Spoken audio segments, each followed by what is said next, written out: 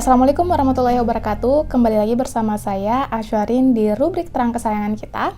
Yang kali ini kita akan mengungkap tentang seputar hal yang aneh-aneh belakangan ini. Tapi yang aneh-aneh ini bukan pocong, bukan genderuwo, bukan dipelet ya.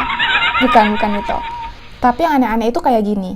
Maksudnya sih supaya mencegah penularan virus. Orang tetap di rumah, nggak kemana-mana. Akhirnya dibuat penyekatan, tapi yang terjadi malah kemacetan parah.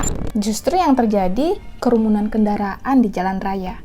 Maksudnya sih supaya nggak ada penularan virus saat makan di warung. Tapi kenapa warungnya justru diserbu rame-rame, dagangannya disita, properti jualannya diambil? Yang ngamuk lah para pedagang, ujung-ujungnya di-stres, nggak mau lagi ikut kebijakan. Maksudnya sih biar orang nggak bepergian. Terus jam layanan angkutan umum dibatasi. Jadinya malah penumpukan penumpang. Kemudian kita bertanya-tanya, ini masalahnya di mana?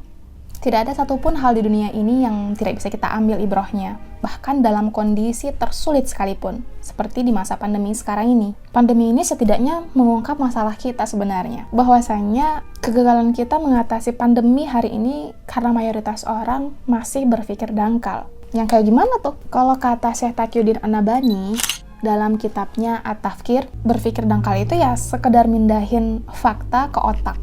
Dan males ngeindra hal-hal terkait fakta itu, males juga nyari info yang relevan tentang fakta tersebut. Sayangnya sih hari ini berpikir dangkal itu bukan cuma orang-orang awam aja, agamawan, ilmuwan atau saintis, bahkan negarawan dan politisi juga banyak yang berpikir dangkal. Kayak gimana tuh? Gini, agamawan yang berpikir dangkal malas nyangkutin agama dengan sains dan politik. Ujung-ujungnya bisa jadi buta sains, percaya bumi datar, percaya kalau COVID-19 itu hanyalah konspirasi. Gak ada tuh yang namanya COVID-19. Kalau kamu percaya COVID-19 itu artinya kamu syirik, dan lain sebagainya. Banyak juga yang ujung-ujungnya jadi buta politik. Akhirnya mudah dimanfaatkan oleh para petualang politik untuk meraih pundi-pundi suara saat pemilu.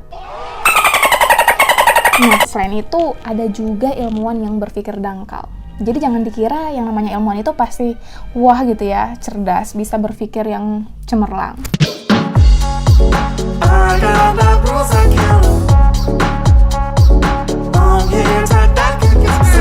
Tapi ya, kenyataannya banyak juga ilmuwan yang berpikir dangkal. Mereka malas berpikir religius, apalagi politis. Pokoknya sibuk dengan dunia keilmuannya.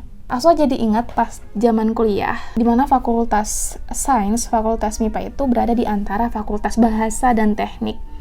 Ketika anak-anak dari fakultas bahasa dan teknik berantem nih di fakultas MIPA yang berada di tengah, ya udah, mahasiswa MIPA mungkin ya sibuk dengan nge-labnya, walaupun di luar suasananya lagi hektik banget karena banyak yang tawuran. Tapi ini menunjukkan bahwa ya banyak juga para ilmuwan saintis yang nggak mau nyangkutin sains dengan agama, dengan politik. Sibuk dengan dunia keilmuannya, sibuk dengan dunia penelitiannya. Terus ada juga negarawan atau politisi yang berpikir dangkal. Malas mikir saintifik, apalagi religius. Kayak di zaman sekarang, banyak. Hasilnya ya keanehan aturan atau kebijakan yang Asya sebutin tadi. Ambiar.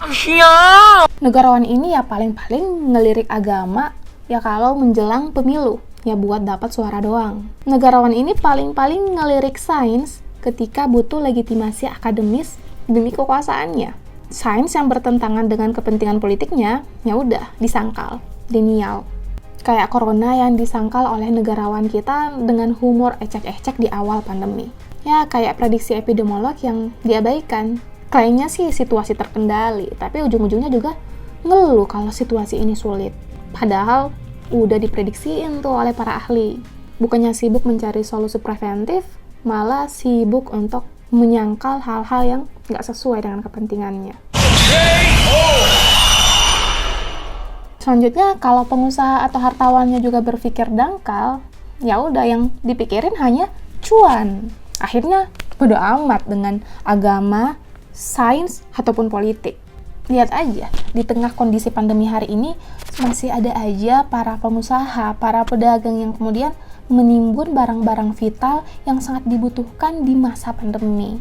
Ingat ya, di awal-awal yang dimana kita kesulitan masker, kesulitan hand sanitizer, ya karena ada mafia-mafia yang menimbun barang-barang vital ini.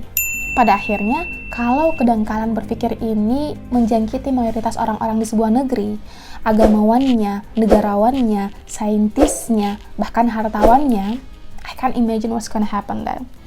Mungkin rasanya berada di sebuah labirin yang sulit keluar darinya.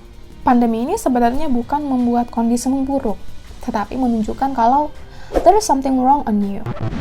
Kita punya masalah yang sudah ada bahkan sebelum pandemi itu ada, yaitu krisis berpikir. Dan pandemi ini hanya menunjukkan itu semua. Masalahnya di mana? Masalahnya banyak orang-orang yang nggak mampu berpikir cemerlang, nggak mampu mengaitkan antara satu aspek dengan aspek yang lainnya. Intinya, nggak bisa berpikir multidimensi, baik itu aspek religiusnya, saintisnya, dan politisnya. And we're gonna talk more about this in another video. Gimana sih ketika orang-orang berpikir cemerlang?